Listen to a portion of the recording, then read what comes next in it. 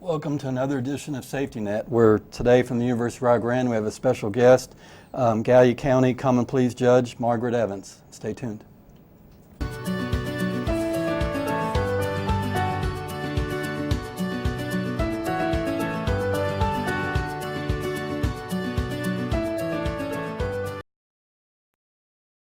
Once again, welcome to the University of Rio Grande. My name is Scott Borden. I'm the campus police chief.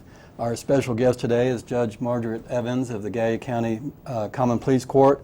And as always, we have Lieutenant Barry Cole, who is the post commander for the Ohio State Highway Patrol, Gallipolis, Meigs County area. And as we normally do, Barry, if you can give us a report of this area and anything going on statewide with the Highway Patrol. Sure, thanks, Chief. This month of May is a pretty busy month for us. We have several campaigns we're going to be kicking off traffic-wise.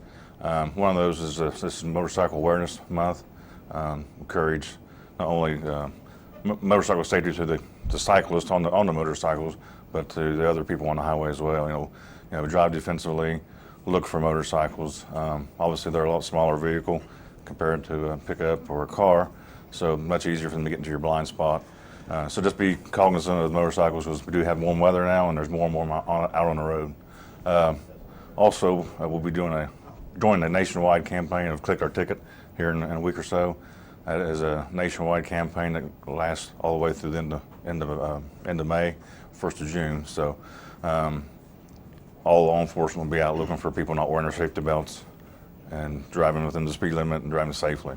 One other thing we have going on this month, it's a program called Light Ohio Blue. It started back in Central Ohio back in 2016. This year they're going statewide, and what it is, it starts May 8th today and runs through May 16th, and it's basically a week where we recognize fallen officers that have given ultimate sacrifice in the line of duty, and also recognize the current law enforcement and first responders on their roads today. And what we're encouraging people to do is take like a blue light bulb, stick it on your front porch during this time period, or take a string of blue Christmas lights, hang on your porch, or blue ribbon on your wrap around a mailbox or tree, so forth, just to show support for the law enforcement community and first responders. Well, we've had 3 officers that have paid the ultimate price this week. 2 were shot, and a Tennessee state trooper run over or killed in a traffic crash yesterday. So in honor of them, besides all the others, we need to do this and encourage people to do it. Judge Evans, thank you for your time. I know it's really hard for you to schedule and flip your schedule around, and we really appreciate you being here, and I think you can give a lot of good information to all the viewers. And if you could, just start off by just telling the people basically who you are, where you came from, how you got here. And thank you. Yeah. That's exciting to be here. I appreciate the invitation. I'm homegrown. I was born here in Gallia County and graduated from Gallia Academy in '81. Yeah, I'm telling my age. That's all right. I attended and graduated from the University of Rio Grande in 1984 with a teaching degree in English. It was communications comprehensive, English and reading, speech, that kind of thing. And ended up teaching for full-time for about 5 years, and then we were actually left the area, went up to Marietta and taught in some of the schools up there, and then my husband decided to get his master's degree, so we moved to Bowling Green, and I taught there for another year while he got his master's. And then he got a job in Moorhead, Kentucky, and so it was nearly August. There were no teaching jobs there.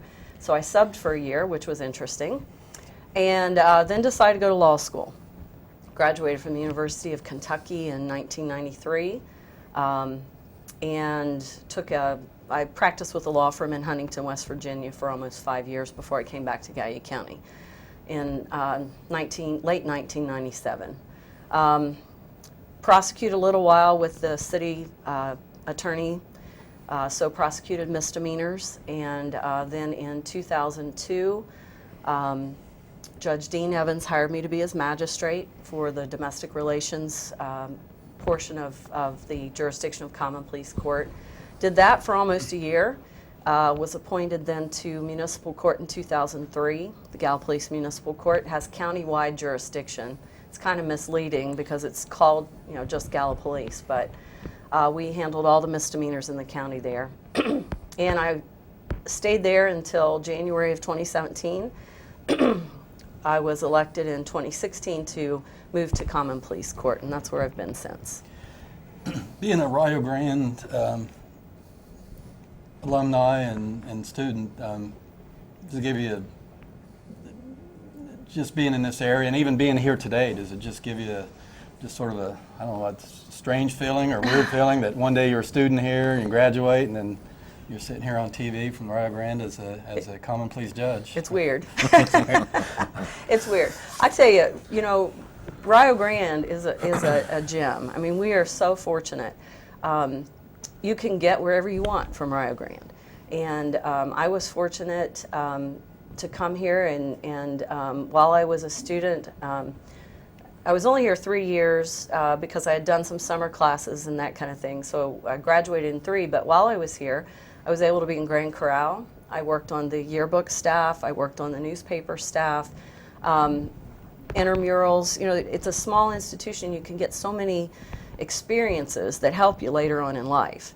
And so my whole family is just tied up with Rio. My husband works here. My dad gave a lifetime of service, really, to Rio Grande. Even when he became state rep, one of his main focuses was to try to make sure that the university was vibrant and healthy. And he continues that role with the Board of Trustees now. So Rio is just extremely important. And it is kind of strange coming back. But, it's almost as though we didn't leave. We were gone for almost 10 years, but came back when my husband got the women's basketball coaching job and teaching job here. So, yeah, I'm really proud of Rio. It's probably the best part of Rio, the women's basketball program, isn't it? Just the best part. Are you trying to get me in trouble? Well, and, I know you're very humble, and not to embarrass you, but you're going to receive an award from the university alumni for being a famous alumni, and I'm sure you're very honored by that and probably humbled. And it is very humbling. I mean, when I look at that, I'm like, first of all, I'm not old enough to be a distinguished alumni. Second of all, there's so many people who've achieved so many things who've graduated from Rio. We have probably, I think, 4 attorneys, local attorneys, who are Rio grads.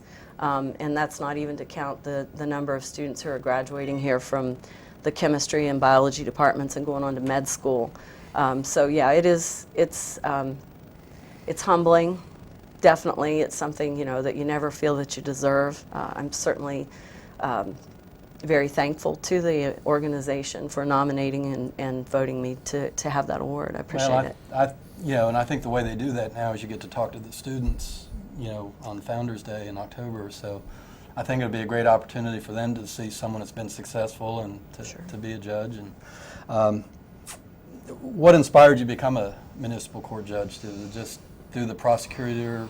Yes. If I had known how much fun it was to be in law enforcement, I may not have gone to law school, but I found it out too late. I put in those 3 years for nothing.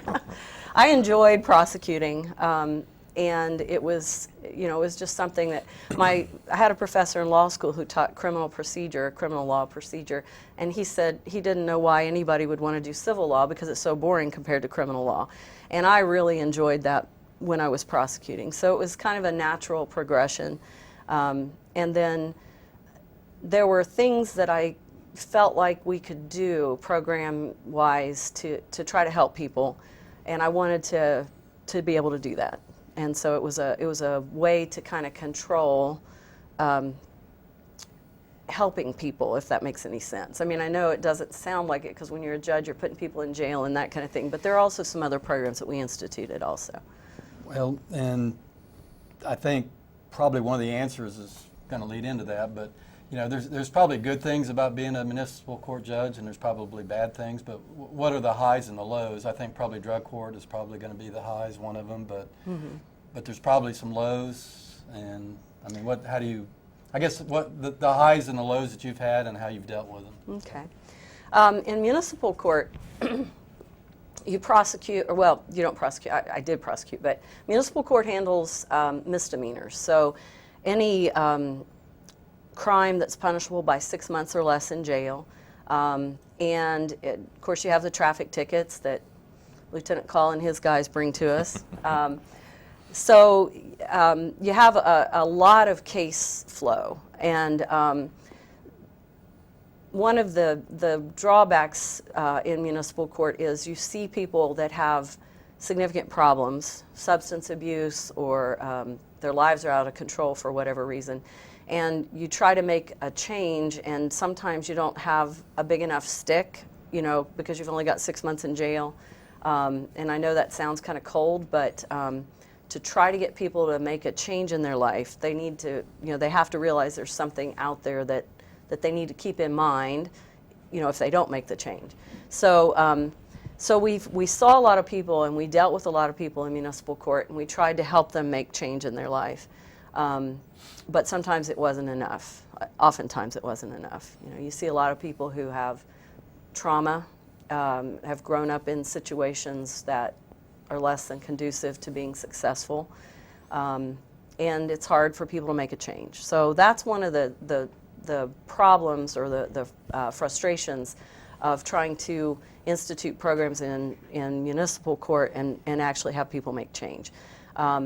We started, I always say we because my probation department is amazing, and they make our courts better, they make our programs better. Chief Smith, Mike Smith, came to me one day and he said, "What do you think about a drug court?" I'm like, "Well, let's do it," you know? So in 2006, we started a drug court in municipal court.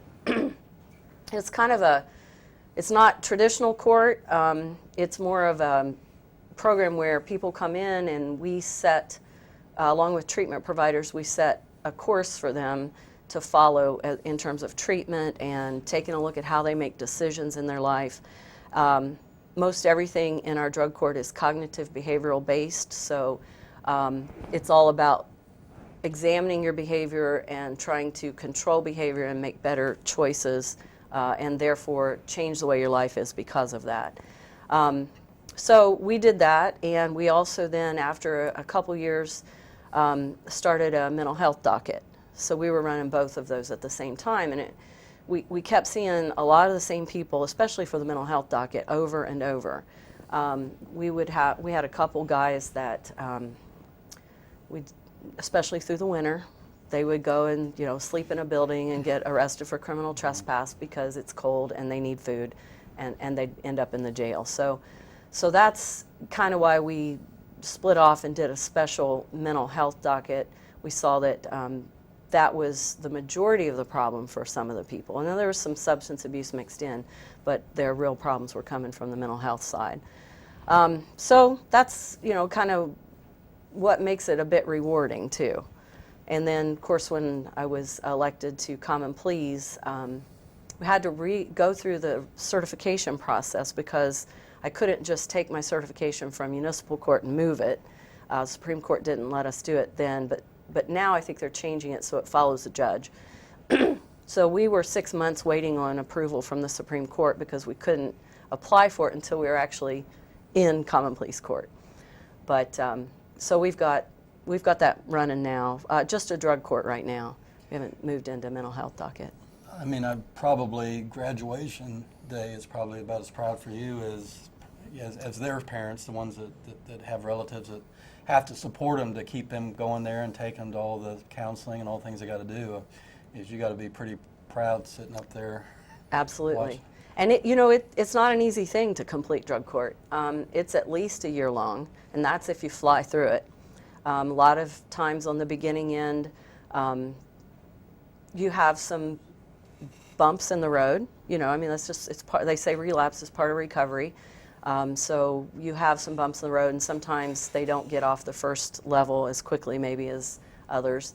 But they meet with me once a week for at least 8 weeks. And the way drug court works is every week we have a team meeting, a treatment team meeting. And so we incorporate a lot of the treatment providers here in the county. A lot of drug courts will just run with one treatment provider, but you know, we're a small community, and we have certain opportunities in certain places with our treatment providers, so we invite them all to the table. And so we'll meet and we'll talk about everybody who's in drug court, you know, their progress and that kind of thing, every week. And then we'll go into the actual drug court session where I will meet individually with each of the participants. Depends on what level they're in. The first level, they're with me every week, and then the second and third levels, they're with me every 2 weeks. And in the final stage, which, you know, they're approaching they're approaching a year by that time, I will meet with them only monthly as they graduate or proceed through. How many participants do you have typically in your drug court? Well, you know, it's labor intensive, so we only take between 20 and 25. And that sounds like that's not a whole lot to make a big difference. But when you take a look at, my philosophy to drug court has always been, I'm going to take the worst of the worst, the people who are in front of me over and over, who have constant reoffenses. So my theory is if I can get those people to a place where their lives are stabilized and that they can be positive in their own lives, they're not coming back through the system over and over. I saw it a lot more in municipal court, you know, where you'd see the same people over and over, and those are the people that we chose then for drug court. I know it's frustrating because in my line of work, and we're about changing behavior, and we deal with the same people that you deal with in municipal court and even now in common pleas court. So it is a frustration for both of us. Absolutely, absolutely. Well, and some of those people probably, as strange as it sounds, you being the judge and all, you might probably are the first person that ever showed any concern or care for whether they succeeded or not. That may be our team. You know, we've got some really committed treatment providers. My probation department is just fantastic, and you know, we don't all come to the table with the same background support. You're right, and a lot of people are there because there's been nothing in their lives. You know, all they've seen is trauma and possibly negative things. So for a lot of people, it works for them, and we're happy with that. No, it's a great thing. I'm a big fan. So you went from municipal court to common pleas court. I did. What, just one day woke up and said, I want to be common pleas, or just, I mean, what, just something you did, or change, or just? Yeah, a little bit of everything. I've been almost 14 years, 2 months lacking 14 years in municipal court, and that's the old kids story, or kids song, Deep and Wide. That's kind of how I describe the two different courts. Municipal court is more wide. You have volume of cases there, and you don't kind of get to dig deep. Common pleas is different. You get a lot more legal issues with the cases because they're felonies. And so I was interested in that. And I also felt that in common pleas, you have some more resources available to you than you do in municipal in terms of helping people change behaviors. In common pleas court, you have the opportunity, if you need to, instead of necessarily sending somebody to prison to take them out of society, we have facilities they're called CBCFs, community-based correctional facilities. And basically what they are, the people who run them contract with Department of Rehab and Corrections, and they are 90-day to 6-month programs that are cognitive behavioral based, programs to help people take a look again at how they live, the decisions they're making. It's a very disciplined environment. There's some rules that if somebody just from outside the system looked at it, they'd be like, why are you making them do that? But it's all about learning to control and learning to live within boundaries. And if they have substance abuse issues, which unfortunately most of them do, they will also address the substance abuse issues with them there. So our ultimate treatment plan for a lot of people is to send them to a CBCF for a while where they can calm their mind, where they can get away from the drugs, understand, start thinking about normal living again, because their lives are generally completely out of control because of their addiction. So they get that time out, and then they'll come back into our drug court, and we've had a lot of success with that. You have to juggle a lot. I mean, obviously, you just the judge's schedule and all that, but you've got you've got victims of crimes, you've got the people that supposedly perpetrated the crimes, you've got attorneys, you've got state troopers, ODNR people, city police officers, sheriff's officers. What's your philosophy on just, I mean, because that's a lot of different type personalities, and you have to be fair and firm, but you also have to get along with all of them. So. Yes. Well, you're right. You've got a lot of different people there, and really my one rule is just treat everybody with respect. And then the second rule, or co-rule, is do the right thing. And I think, like with law enforcement officers, if I make a ruling that isn't necessarily in their favor, it's been my experience that they respect that. So they know that I'm committed to doing the right thing, committed to getting to the just result based under the law. And I've really, of course, maybe they would never tell me, but I haven't had a whole lot of problems with that. I respect them and the job that they do, especially law enforcement officers. It's scary out there right now. It always has been, but even more now because so many people are on some kind of substance that they aren't thinking clearly. So I respect their work and try to keep in mind where they're coming from. Things aren't going to be perfect when you're trying to prep a report 20 minutes after a traumatic event. So we understand each other, I think. I used to ride, when I prosecuted, I would go out and ride with the officers so that I would understand a little bit more about what happened in the field, the facts. And I got to know a lot of the older ones. I don't know a lot of the younger ones as much because I've been on the bench too long and I'm not allowed to do that. But yeah, so from that standpoint, and then when I deal with defendants, I try to be as respectful as possible with them. They're people, they've made mistakes, some of them worse than others, and sometimes you have to send somebody to prison. But I try to make sure they understand my reasoning, whether they want to accept it or not. And you just got to do what you got to do, and victims, now we have a law that requires us to make sure that the victims are involved and that their voices are heard, which is something we always, I've always tried to do anyway. But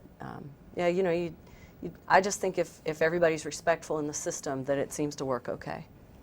Well, the old thing, obviously you can't make everybody happy all the time, but I think what police officers respect is whether the judge rules against them or not, is if, like you said, if they're fair and respectful. And I've heard you speak at a couple different things, and you're always very pro law enforcement safety and understanding, and I think they appreciate that. I know I do, and I'm sure Barry and Thank you. Well, we don't need anybody killed or injured, that's for sure. So yeah, it's just almost, just like I said, turn the news on 2-3 times this week, and every night. The police officer in Mississippi walking out to the parking lot at the police station. Police stations used to be the safest places in the world now. Right. So, you're right. We talked about this a little bit earlier, and we gave Judge Mulford a chance to talk about this and some of the other people in their positions, but a real court judge isn't like a TV judge, are they? Is there Oh, wow. the most specific differences that you could cite?